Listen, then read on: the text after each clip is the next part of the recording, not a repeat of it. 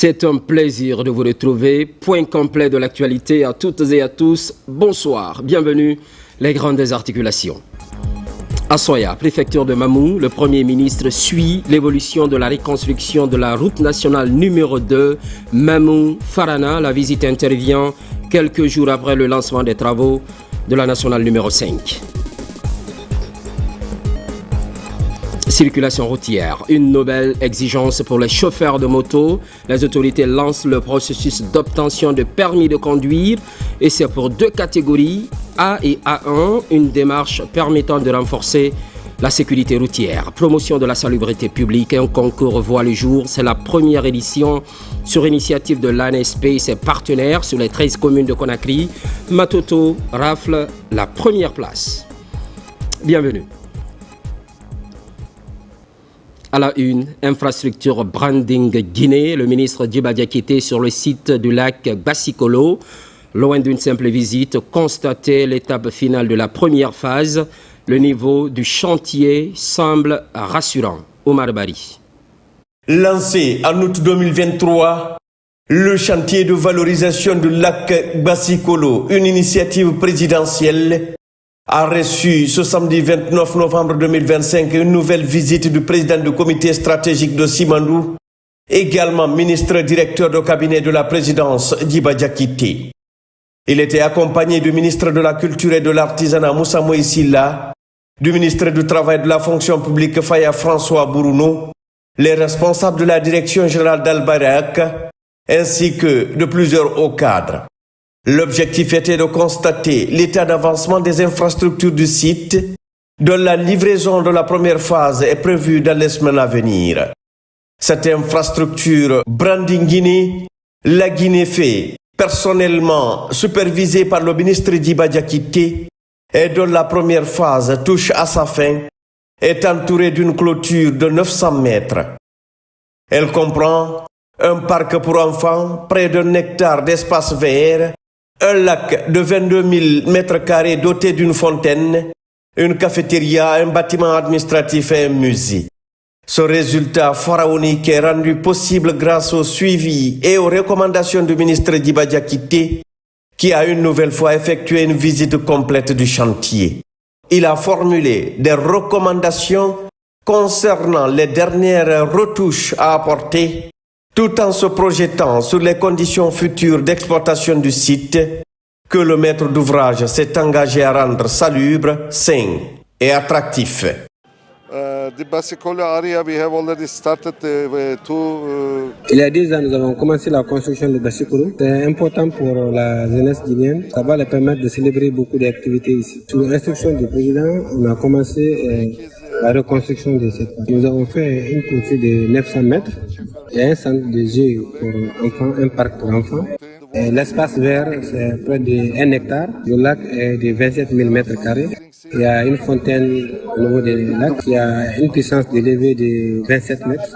Il y a le building, il y a le cafétéria, il y a le musée, il y a le bâtiment administratif et il y a aussi des toilettes qui sont construites. C'est un parc événementiel de 2500 personnes. Il peut y avoir des cérémonies, des mariages, d'activités professionnelles et de concerts. Il y a certains arbres guinéens qui sont là. Et nous pensons finir rendre la clé le 20 décembre à 20h. Pour le ministre de la Fonction publique Faya François Bourounou, la valorisation du lac Bassikolo s'inscrit non seulement dans la dynamique du branding Guinée, la Guinée fait, mais aussi dans la modernisation des infrastructures urbaines du pays conformément au programme hautement stratégique Simandou 2040 dans son deuxième pilier, éducation et culture. Le branding Guinée, c'est un programme stratégique du chef de l'État, le président Mamadi Doumbouya, qui, à travers lequel il a souhaité changer le narratif de la Guinée en mettant en avant, en valorisant notre potentiel naturel et culturel. Et c'est dans ce cadre que des projets phares ont été initiés, dont ce projet d'aménagement du lac Bassikolo, qui est d'ailleurs une composante d'un programme intégré, qui est un programme d'aménagement urbain avec des composantes culturelles, touristique, mais urbanistique. Et donc aujourd'hui, ce projet que vous voyez, ce site que vous voyez, a permis de mettre en valeur un site naturel qui est ici. Il s'agit du lac Basikolo, qui était un site mal entretenu, aujourd'hui qui a été complètement valorisé. Il a été modernisé. Vous voyez déjà le lac qui est complètement aménagé. Il y a une belle promenade qui a été aménagée. Et il y a également des produits culturels que vous voyez là-dessus parce que, conformément à la vision du chef de l'État, il fallait sur ce site reproduire plusieurs représentations culturelles de notre pays.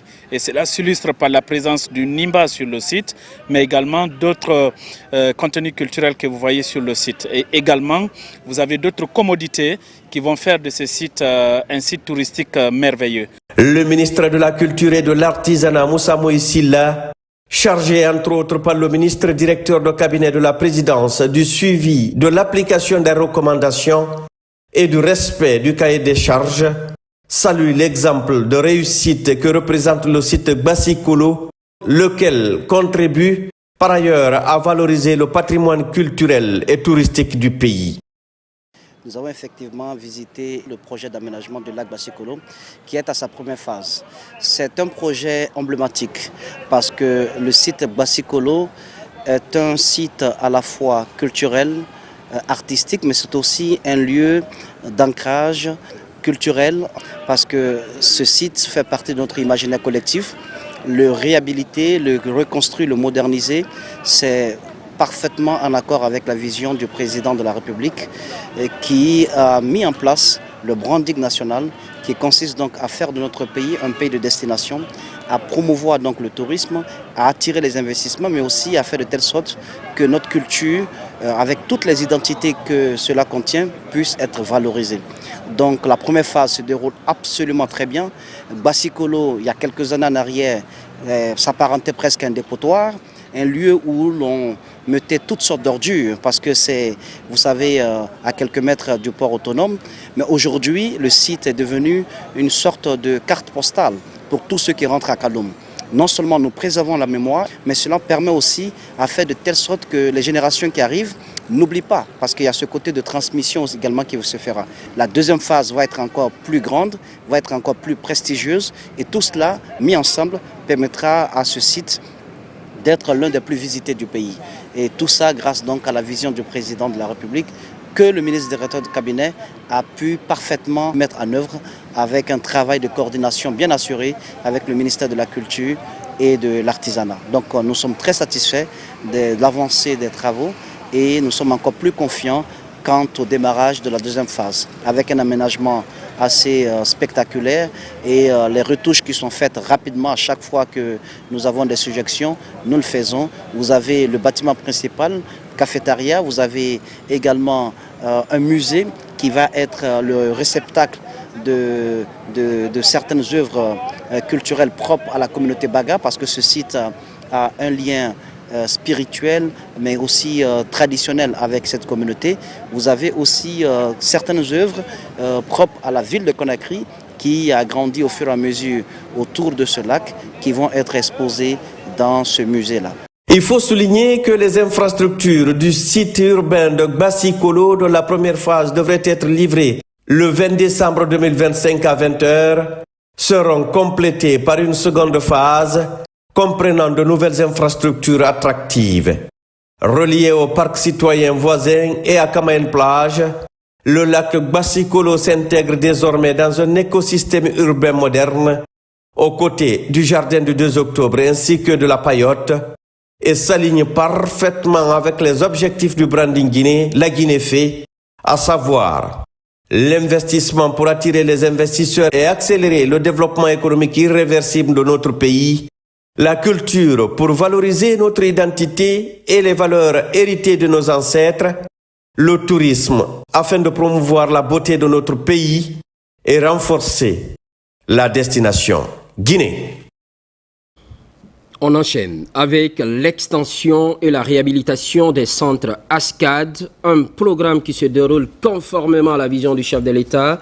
Amamou, le directeur général de l'ASCAD, préside la réception de ce centre. Même exercice du côté de Cancan avec plusieurs ouvrages réalisés. Adjudant-chef Aboubakar Kamano de la presse militaire. Sous la direction éclairée du président de la République, son Excellence Mamadi Doumbouya, l'Agence du service civique d'action pour le développement ASCAD connaît d'importantes mutations et des réformes structurantes enclenchées par l'actuelle équipe dirigeante de l'institution.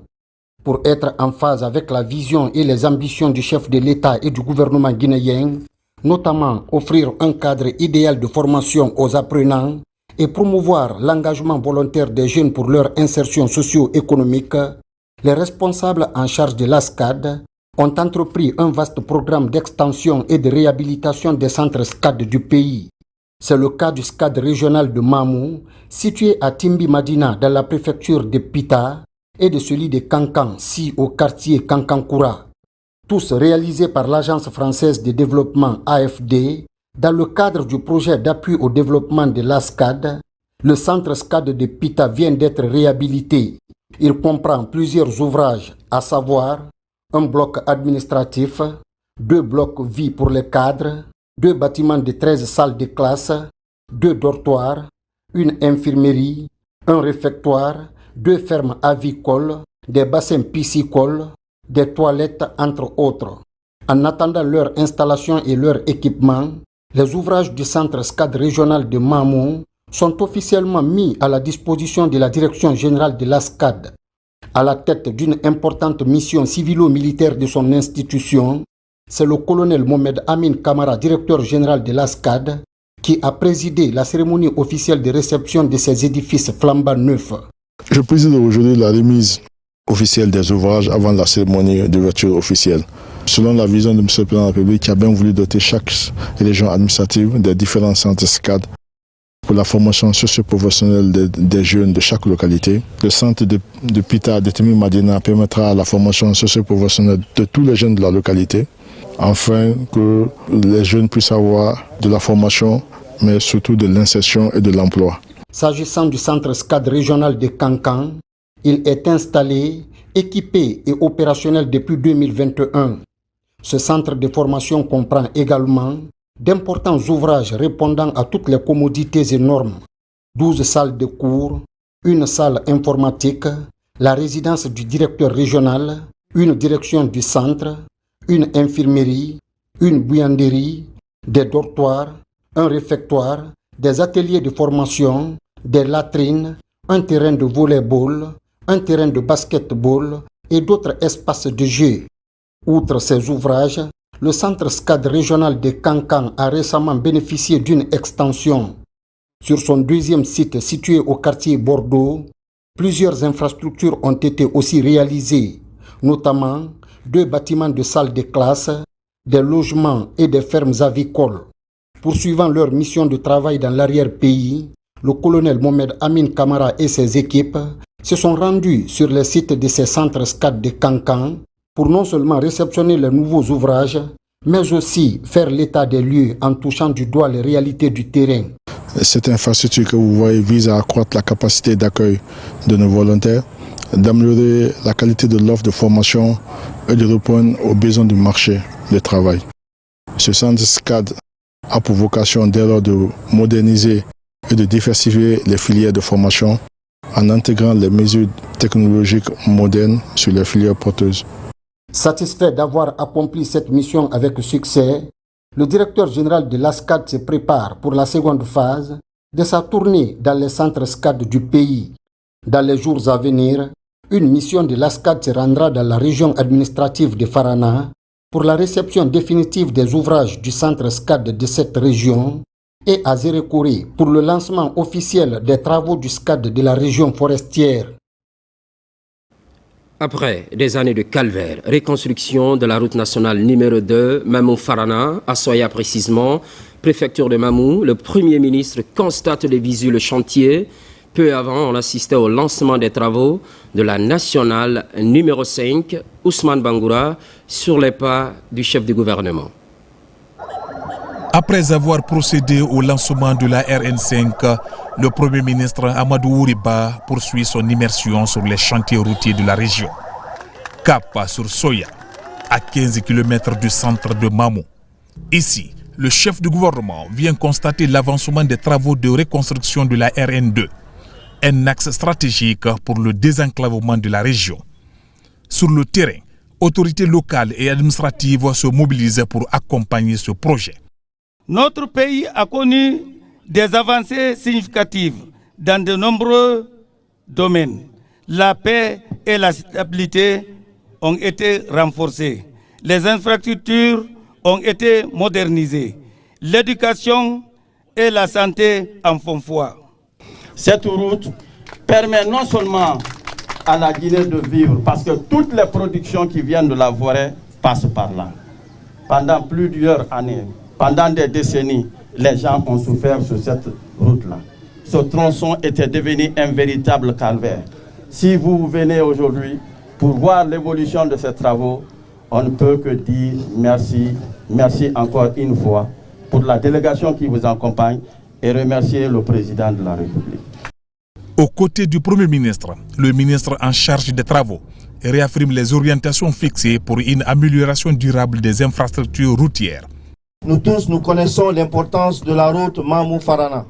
Mamou-Farana, aujourd'hui, ça nous fait 4 heures, 6 heures de route. Et ça, c'est une grande décision aujourd'hui pour notre chef de l'État, pour que cette route, aujourd'hui, se voit reconstruite. Elle a été construite à belle lurette, mais aujourd'hui, elle va être reconstruite différemment, avec d'autres commodités. Notre objectif, c'est de livrer un excellent projet à notre frère guinéen. Donc cette amitié remonte très loin. Donc vraiment, c'est un grand honneur d'avoir une chance de contribuer nos efforts à l'amitié entre la Chine et la Guinée. Sur le chantier, Amadou Ouriba insiste sur la dimension structurante de ce projet pour la circulation, le commerce et la mobilité des populations. Le chef du gouvernement veut des résultats concrets et visibles. Le goudron, c'est quoi? C'est en fait le meilleur moyen de relier les gens. C'est le meilleur moyen de combattre la pauvreté. C'est le meilleur moyen de faire rentrer la modernité dans nos villes et dans nos villages. Mais particulièrement Soya, vous avez eu 2 chantiers majeurs. Le train est juste à quelques kilomètres d'ici, n'est-ce pas? Et ça, c'est quelque chose d'historique. Vous avez un tunnel qui fait près de 2,5 km, ce qui est très rare en Afrique. Et ce sont des tunnels parmi les premiers en République de Guinée. Vous avez le train, vous avez la route. Qu'est-ce qui vous manquera? Peut-être vous allez me dire l'électricité. Ça aussi, ça va venir. Une visite de terrain qui traduit la volonté du gouvernement d'accélérer la modernisation du réseau routier national pour répondre aux attentes des citoyens et impulser une nouvelle dynamique de développement dans la région de Mamou et au-delà. Office guinéen de publicité, OGP. La structure compte se doter d'un siège, mais les travaux ont été arrêtés il y a quelques mois pour voir clair dans le contrat. La relance de la construction de cet édifice vient d'être approuvée par le conseil d'administration. Par ailleurs, la session a statué sur le fonctionnement de l'office. Kernosman Diallo. Au cours de cette dernière session ordinaire du conseil d'administration de l'Office guinéen de publicité, le travail abattu par la direction générale tout au long de l'année a fait l'objet de félicitations et d'encouragements. L'OGP revient de loin. Grâce aux réformes entreprises, cette structure se repositionne progressivement et impulse une nouvelle dynamique de gestion avec l'élaboration des manuels de procédure et des résultats qui redorent l'image de l'OGP et restaurent la confiance des partenaires et employés. Des performances ont été accomplies. Je peux vous dire, 11 mois après notre prise de fonction, que les salaires, par exemple, ont été régulièrement payés le 25 de chaque mois. Au moment où je vous parle, l'OGP ne doit pas un centime à un fournisseur. L'OGP est à jour vis-à-vis de la Caisse nationale de sécurité sociale. L'OGP est à jour vis-à-vis des impôts pour notre exercice à nous. Et l'OGP est à jour vis-à-vis de tous ses partenaires. Examiner le manuel de procédure. Alors, les quelques recommandations, c'est de privilégier notamment tout ce qui est la digitalisation et aussi accentuer le recouvrement pour pouvoir renflouer les caisses de l'OGP. Après donc une année de redressement réussi, l'OGP va se lancer dans la poursuite des travaux de construction de son imposant siège R+8, un projet qui tient à cœur à l'ensemble de ses travailleurs et le conseil d'administration. Une construction qui avait été entamée par nos prédécesseurs, mais que nous avions stoppé pour de bonnes raisons, parce que nous voulions savoir exactement ce que le contrat du prestataire disait clairement. Mais je pense que nous relancerons cette construction pour 2026. À l'issue de la session ordinaire du conseil d'administration, une visite sur le chantier a été organisée pour marquer cette volonté de reprendre les travaux de construction. Réforme de la justice, service casier judiciaire central, digitalisation du système de délivrance de ce précieux sésame. C'est dans la volonté de sécuriser le document et de connaître en temps réel le passé judiciaire d'un individu. Kerno Younoussaba, explication. Le casier judiciaire est un fichier qui retrace les antécédents d'un individu. Il permet à la justice de connaître le comportement de chaque justiciable et donne la possibilité aux employeurs de s'informer sur la personne à recruter. Compte tenu donc de son importance dans la justice pénale, le ministère de la Justice, à travers le casier judiciaire central, entend professionnaliser la délivrance du document. Sa digitalisation vise donc à harmoniser le système. Depuis plusieurs années, notre institution fait face à des défis importants tels que la nécessité de digitaliser nos procédures, l'exigence d'une meilleure coordination entre les juridictions, l'amélioration du traitement et la transmission des données judiciaires, la sécurisation des informations sensibles. Cette rencontre touche tous les acteurs intervenant dans la délivrance du document. L'idée vise à garantir sa fiabilité et son accès. La réforme de la justice engagée par le gouvernement repose sur un pilier essentiel, la modernisation et la sécurisation de l'information judiciaire. À ce titre, le casier judiciaire central occupe une place stratégique. Il constitue non seulement un outil indispensable à la bonne administration de la justice, mais également un instrument de gouvernance publique, de transparence et de protection de la société. L'efficacité du casier judiciaire dépend directement de la compétence, de la rigueur et de l'éthique de celles et ceux qui l'animent. Par cette rencontre, les cadres du casier judiciaire central vont identifier les défis et proposer des solutions pour améliorer le fonctionnement du service. Ces réformes renforcent la confiance des citoyens et aident à répondre aux normes internationales en la matière. Et puis, cette nouveauté dans la circulation routière des permis de conduire désormais. Pour les chauffeurs de moto, c'est pour les catégories A et A1. Le processus est activé. Derrière cette exigence, renforcer la sécurité sur les routes. Abraham Christophe Conté. Les réformes engagées dans le secteur des transports touchent désormais les taxis motos. Le processus d'obtention des permis de conduire biométriques A et A1 vient d'être lancé par le ministère des Transports. Ce précieux sésame est obligatoire pour circuler à Conakry et environnant. La mesure consiste à réglementer le secteur de taxi-moto. La DMTT a concocté un programme condensé pour les expérimenter, les motards déjà en activité. Après, il y a les examens théoriques et pratiques pour tout le monde. Et après les examens, il y a l'enrôlement pour l'obtention du permis biométrique. Chaque matin, il y a des familles qui ont confiance en vous pour envoyer les enfants à l'école et les prendre après l'école. Mais après cette formation, en étant professionnalisé, vous serez en tenue, vous serez organisé. C'est désormais un dispositif d'identification pour les conducteurs de taxi-moto. À travers ce lancement des permis de conduire de la catégorie taxi-moto, le processus sera progressivement déployé dans l'ensemble du territoire national. Il ne s'agit pas seulement de la délivrance d'une carte, mais de la sécurisation de tout un processus d'un système intégré complet, de la formation des moniteurs, des auto-écoles, des examinateurs au permis de conduire, avec une base de données sécurisée et fiable. Chaque jour, ce sont des dizaines de jeunes qui laissent leur vie en voulant se construire un avenir. 40% des blessés dans nos hôpitaux proviennent souvent des motos. Un gouvernement responsable ne peut pas rester immobile devant une telle hécatombe. En instaurant les permis moto, en offrant des formations, en structurant un métier devenu indispensable pour beaucoup de jeunes, nous disons que notre choix est clair. La vie humaine passe tout et avant tout. Au terme de la rencontre, invite est faite à l'ensemble des usagers des mototaxis à s'inscrire massivement aux formations afin de se munir de ce document précieux. Journée mondiale de lutte contre le sida, c'est le 1er décembre de chaque année. Thème retenu, surmonter les perturbations, transformer la riposte. La Guinée a défini la voie à suivre. C'est dans cette déclaration du ministre de la Santé et de l'Hygiène publique.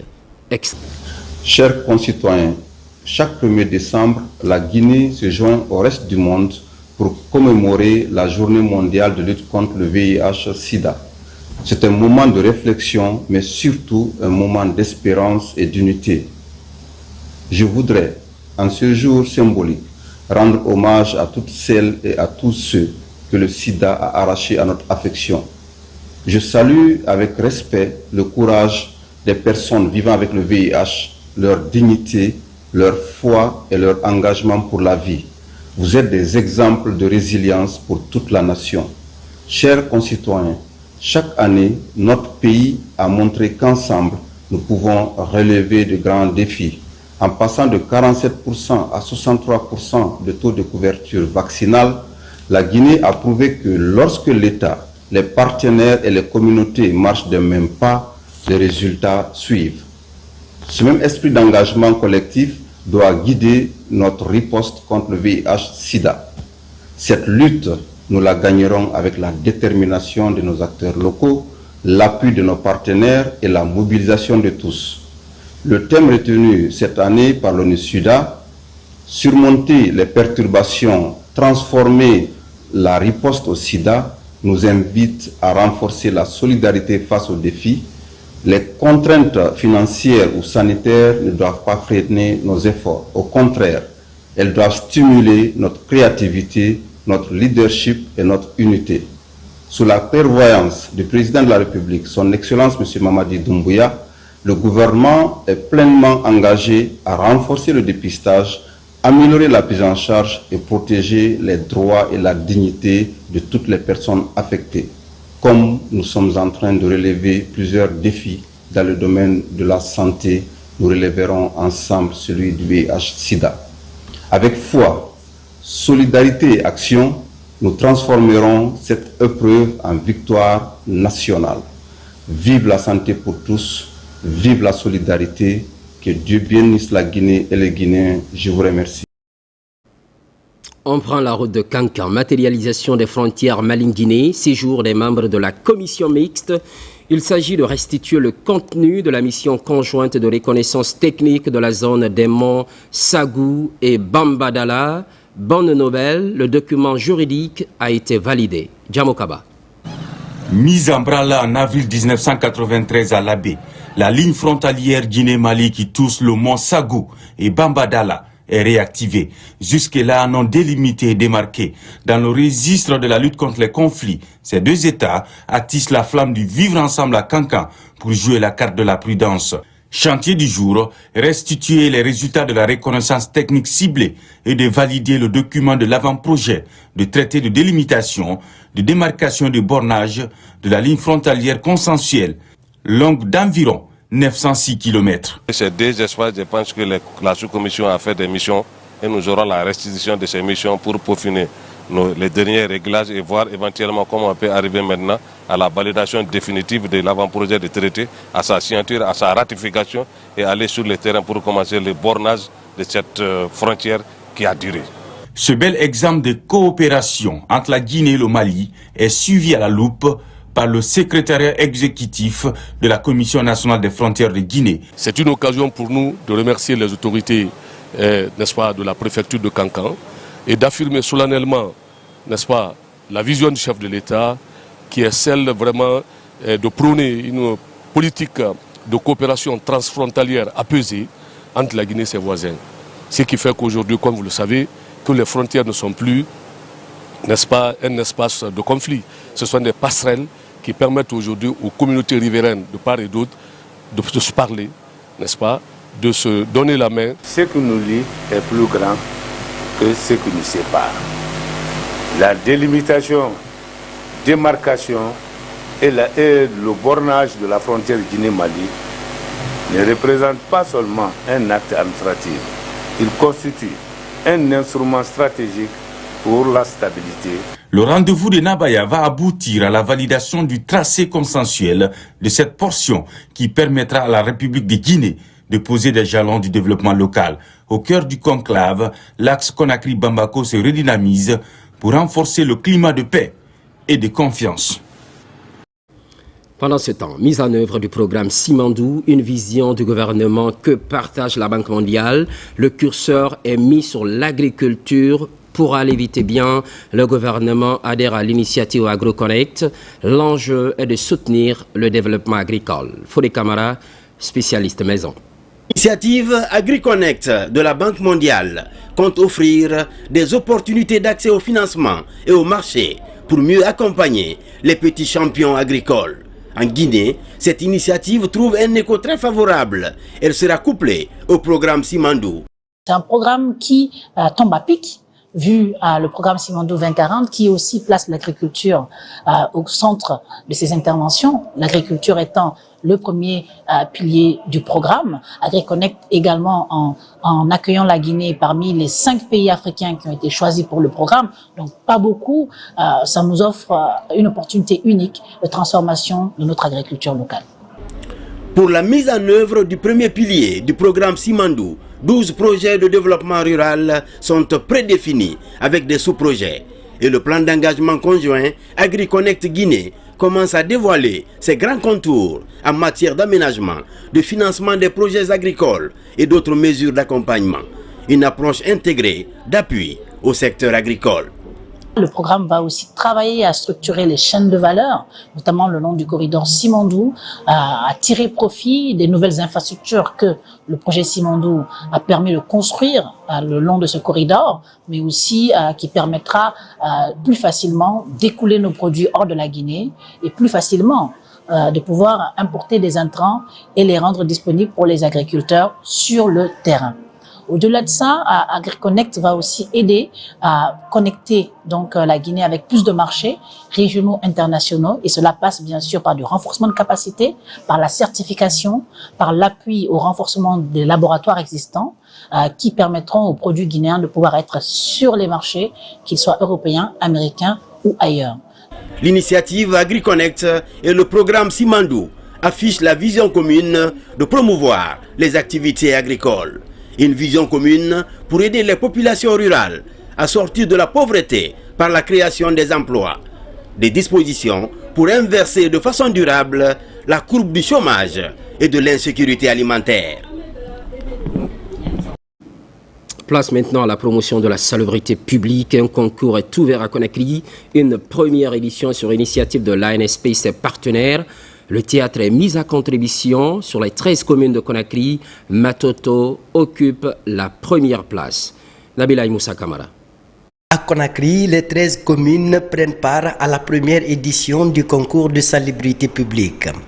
Une initiative destinée à éduquer et sensibiliser les citoyens à la bonne gestion des ordures. Les partenaires techniques et financiers se mobilisent et formulent des recommandations à l'endroit des autorités comme de la population. Ce concours entre communes vise à sélectionner la meilleure troupe pour sensibiliser les habitants de Conakry à une bonne gestion des déchets. Il n'y aura pas de finalité pour l'assainissement, plutôt la continuité. La continuité, c'est la sensibilisation des populations par les autorités à la base. C'est la sensibilisation des autorités, des fonctionnaires, quel que soit le niveau. L'ANSP mise sur une nouvelle approche, le théâtre de sensibilisation. Une démarche appuyée par les responsables locaux engagés à pérenniser l'action pour garder la ville propre. La troupe présentée par la commune de Matoto s'est distinguée, remportant la première place de cette édition. Nous venons de compétir contre les 12 autres communes de la capitale et nous avons remporté. Vraiment, c'est un sentiment qui nous anime. Du coup, demande aux autres communes d'être courageux et de continuer encore à travailler. Nous lançons un appel solennel aux autres communes. Personne n'est perdant, tout le monde est gagnant. L'objectif, c'est de se retrouver autour d'une question sensible qui est la gestion des déchets. Et lors des prochaines éditions, je pense que les autres communes vont se performer et vont gagner aussi. En matière de gestion des déchets, les autorités guinéennes ont défini de nouvelles politiques renforcées par l'implication des collectivités. À travers ces mises en scène, les citoyens sont invités à respecter les mesures instaurées par l'État pour préserver la santé publique. Sport foot d'Ingira est fini. Le tournoi baptisé Mamadi Doumbouya, chef de l'État, moment de retrouvailles des 7 sous-préfectures et la commune urbaine. 2 semaines de compétition afin de prôner le vivre ensemble. Ibrahima Oulem Fofana. Cette compétition sportive devient une tradition à Dinguiraï. Depuis 4 ans, sous la coordination générale du conseiller personnel du président de la République, El Hadj Terno Mamadouba, la finale de cette 4e édition regroupe l'ensemble des couches socio-professionnelles de Dinguiraï. Faire le fair play, c'est de jouer sans histoire, sans bagarre. On fait en sorte que ce match soit profitable et que le meilleur gagne. Nous sommes en train de travailler avec notre frère El Hadj Terno Mamadou, et d'ailleurs le conseiller personnel du chef de l'État, pour que Dinguiraï soit uni une fois de bon. Parce que tout simplement c'est dans la paix qu'on peut gagner. Et nous sommes aussi convaincus, c'est du côté du général Mamadi Doumbouya, que le développement serait réellement une réalité. Cette grande finale met aux prises la formation de la commune rurale de Banoura et celle de Selouma. Une retrouvaille qui sanctionne une compétition de convivialité. Jeunes, femmes, ressortissants et administrateurs participent à la fête. Ce genre de rencontre inspire beaucoup. C'est un moment de partager des messages de paix, des messages de cohésion, des messages de fraternité. Notre pays a eu beaucoup de difficultés dans le passé. Et c'est le moment pour nous d'appeler tous les citoyens du pays à se donner les mains. Le score de cette finale importe peu par rapport à l'objectif général recherché par la jeunesse. Cette plateforme de communion a permis davantage à la population de Dinguiraï de promouvoir le vivre ensemble et accompagner le développement impulsé par le président Mamadi Doumbouya. Ce journal est préparé par l'ensemble de la rédaction. Merci aux équipes techniques, à vous également, chers téléspectateurs. L'actualité évolue en Guinée, notre paradis, terre de richesse et d'innovation.